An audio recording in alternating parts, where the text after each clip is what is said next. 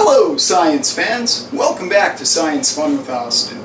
Today we're going to see how well we can do predicting the first cantilever bending mode of a beam using simple tools you may or may not have laying around the house. You have a caliper, you take some quick measurements of our beam, our handy TI-89, and of course something everyone always has around,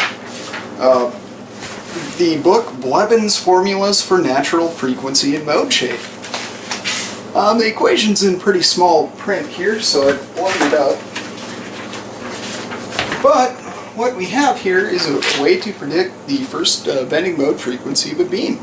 All we need to know are E, which is basically the stiffness of the material making up the beam, I, which is the area moment of inertia, which has to do with the cross-section of the beam, and M, which is mass per unit length. And then we need to know the overall length of the beam. Lambda is a constant that we get from our handy book, and when we plug all this in, I get around 24.5, we'll say 25 hertz. It's kind of hard to measure a small beam. But let's go take a look and see how well we do.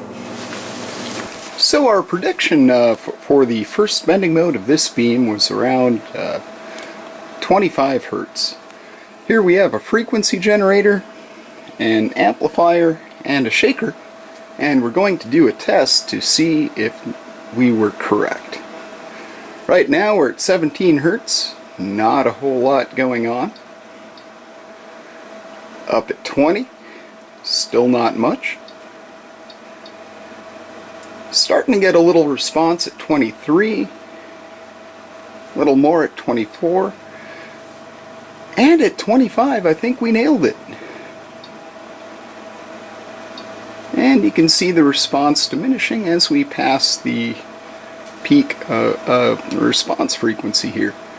So it's a little bit of a crude sine sweep, but I think we actually did pretty well. Alright, if you recall